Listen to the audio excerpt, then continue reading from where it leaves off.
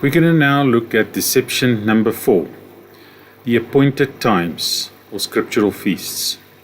What is an appointed time?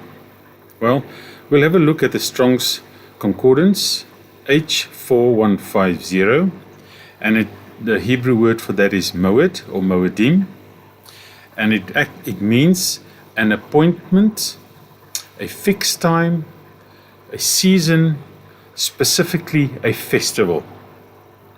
Now, when we look at Yahuah's word, we'll go to Leviticus 23 and we read a few verses from there. And Yahuah spoke to Moshe, saying, "Speak to the children of Israel and say to them, the appointed times of Yahuah, which you are to proclaim as set-apart gatherings, my appointed times are these." Then the first one is Yahuah talking about the Sabbath, the weekly Sabbath, which is determined by the sun.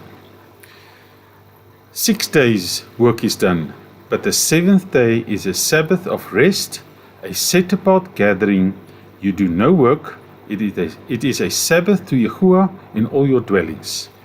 Then Yahuah continues with the Passover, which is then the scriptural feasts determined by the moon. And we read, "These are the appointed times of Yahuah, set-apart gatherings, which you are to proclaim at their appointed times. In the first new moon, on the 14th day of the new moon, between the evenings, is the Pesach to Yahuah." And then Yahuah continues to discuss the rest of the scriptural feasts or appointed times. So, what are these appointed times and what is their purpose?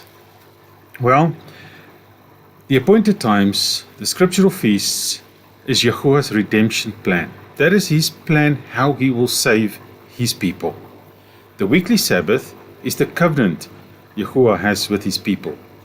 Passover is how Yahuah saved his people by the blood of the Lamb, with Moshe and with Yahushua. Unleavened bread means to point to the removal of sin in our lives. First fruits was Yahushua who raised from the dead, and how we will be raised from the dead into our new bodies. Weeks will be the receiving of Yahushua's Spirit, pouring out of his Spirit. Those first 4 are fulfilled, as we know. Then we continue on with trumpets. Very important. This is the announcing of Yahushua's return, which we are waiting for right now.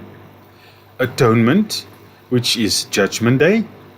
And then booths will be to live with Yahuah forever. How can the church take this away? This is the whole plan how Yahuah saves his people. Well, Yahuah knew this was going to happen, and therefore he has given us warnings. We read in Jeremiah 8 verse 6, "I have listened and heard. They do not speak right.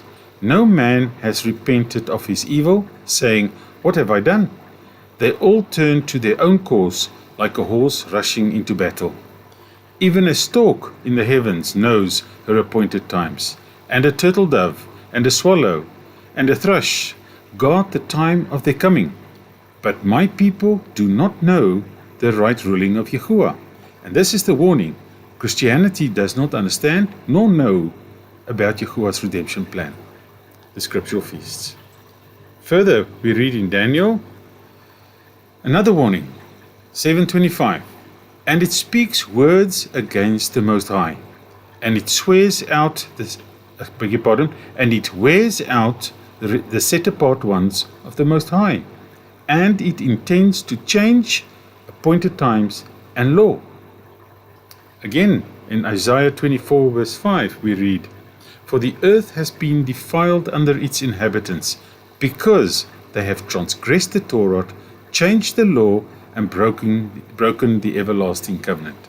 So we can see here Yahuah knew it was going to happen, and is warning us that the people intend to change the appointed times. They change the law, they break the everlasting covenant. But the church says it does not matter. So how does the church manage this? Well, They hide things away, they replace words with other words to change the meaning. We have to go back to the first book, first chapter. So in Genesis chapter 1, we will read the following, verse 14 from the King James. And God said, "Let there be lights in the firmament of the heaven to divide the day from night.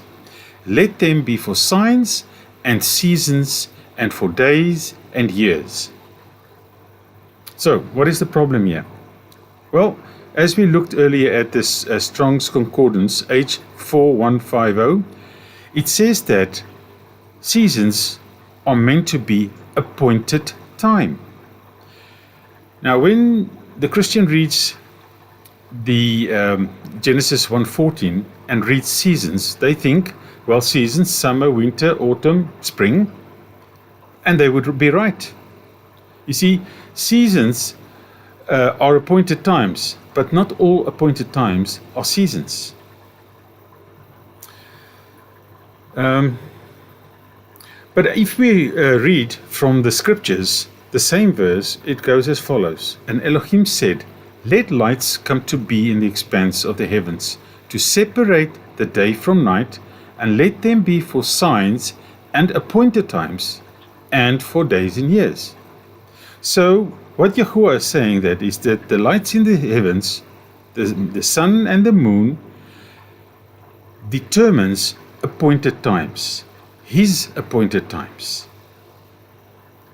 Now, if we go to Leviticus again, and the Christian reads in Genesis seasons, and they read in Leviticus about appointed times, they're not going to put the two together. They do not link them together. But if you read it in Genesis 1:14 as appointed times, and you come to Leviticus 23, which says, "These are the appointed times of Yahuah, the set-apart gatherings which you are to proclaim at their appointed times," you can put the link together, that they are linked.